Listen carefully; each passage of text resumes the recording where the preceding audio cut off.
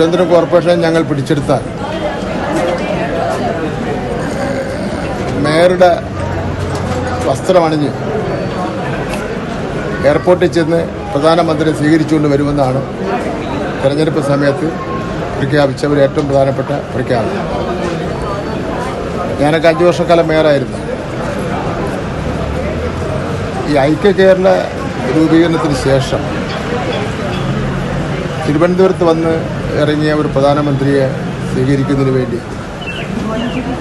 അവസരം കൊടുക്കാതെ പാടില്ല എന്ന് പറഞ്ഞ് ആ ലൈനപ്പ് ലിസ്റ്റിൽ നിന്ന് ഒരു മേയറെ വെട്ടുന്നത് ആദ്യമായിട്ട്, അത് ബി ജെ പിയുടെ മേയറായിട്ടുള്ള ബി ജെ പിയുടെ മേയറും ബി ജെ പിയുടെ പ്രധാനമന്ത്രിയും.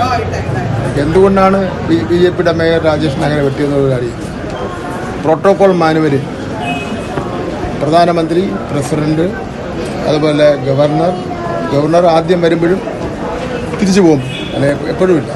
പിന്നെ രാഷ്ട്രത്തലവന്മാർ ഇവർ വരുമ്പോൾ ഗവർണർ, മുഖ്യമന്ത്രി, മേയർ, ഇതാണ് ലൈനപ്പിൻ്റെ പ്രോട്ടോകോൾ പറഞ്ഞിരിക്കുന്ന ലിസ്റ്റ്. എന്തായാലും നമുക്ക് കേരളത്തിന് വലിയ അപമാനമായി. ഇത് മാത്രമല്ല, മേയർ പദവിയെ തന്നെ അവഹേളിക്കുന്ന നിലയായി. ബഹുമാനപ്പെട്ട പ്രധാനമന്ത്രി ഇത് അറിഞ്ഞു കാണുമല്ലോ. പ്രധാനമന്ത്രി ഓഫീസിലുള്ളവരായിരിക്കുമല്ലോ ഇത് ചെയ്തിട്ടുള്ളത്. എന്താ അങ്ങനെ ഉണ്ടായതിനെ സംബന്ധിച്ചിടത്തോളം ഈ മേയറുടെ വിശദീകരണം അത് ആർക്കും ബോധ്യപ്പെടുത്തുന്ന വിശദീകരണമല്ല. വേറെ പരിപാടിയിൽ പങ്കെടുക്കാനുള്ളതുകൊണ്ടാണ് ഇതിന്ന് ഒഴിവാക്കാൻ പറ്റില്ല. പിന്നെ തലസ്ഥാന നഗരിയിൽ കോർപ്പറേഷൻ അതിർത്തിയിൽ വന്ന് ഇറങ്ങുമ്പോൾ അതിൻ്റെ ഗവർണറും മുഖ്യമന്ത്രിയും കഴിഞ്ഞാൽ ഫസ്റ്റ് പ്രയോറിറ്റി കൊടുക്കേണ്ടത് മേയറക്കാണ്.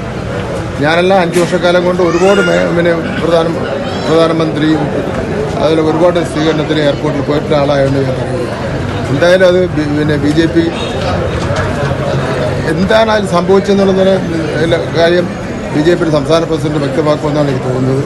ഇത് ബി ജെ പിയുടെ ഗ്രൂപ്പിൻ്റെ അടിസ്ഥാനത്തിൽ ഇവിടെ സംസ്ഥാന നേതൃത്വം ഇടപെട്ട് പ്രധാനമന്ത്രിയുടെ ഓഫീസുമായിട്ട് ബന്ധപ്പെട്ട് ഒഴിവാക്കിയതാണോ എന്ന് സംശയം. മിസ്റ്റർ, അതുപോലെ ഈ 2020 NDAയുടെ ഭാഗമാകുമ്പോൾ ഈ കോർപ്പറേറ്റുകളുടെ സംഗമം എന്ന നിലയിലാണ് അത് വിമർശിക്കപ്പെടുന്നത്. മിനിസ്റ്റർ എങ്ങനെയാണ് അതിനെ കാണുന്നത്? കോർപ്പറേറ്റുകളുടെ സംഘമാണല്ലോ. എങ്കിൽ തന്നെ കാശ് കൊടുത്ത് ജനാധിപത്യത്തെ വിലയ്ക്ക് വാങ്ങി ഭരിക്കുകയായിരുന്നല്ലോ ചെയ്തുകൊണ്ടിരുന്നത്. കാശ് കൊടുത്ത് ജനാധിപത്യത്തെ വിലയ്ക്ക് വാങ്ങാൻ കഴിയാത്ത രാഷ്ട്രീയ പാർട്ടികളെ സംബന്ധിച്ചിടത്തോളം പ്രയാസമാണ്. ഇത് കാശ് കൊടുത്ത് ജനാധിപത്യത്തെ വിലയ്ക്ക് വാങ്ങുകയാണ്. അത് പിന്നെ ബി ജെ പി കൂടുതൽ ഞങ്ങളുടെ ആരുടെ കൂടെയാണെന്നുള്ള സംബന്ധിച്ചിടത്തോളം ബി ജെ പി കൂടുതൽ തെളിയിച്ചുകൊണ്ടിരിക്കുകയാണ്.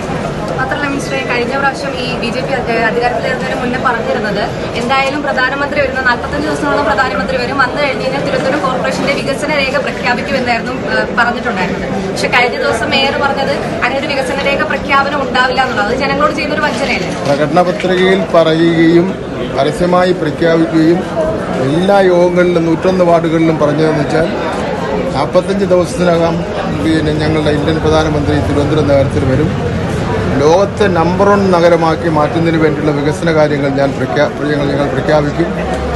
അത് പറഞ്ഞ് വോട്ട് പിടിച്ച് എങ്ങനെ എന്തായാലും തട്ടിമുട്ടി ജയിച്ചു വന്നു.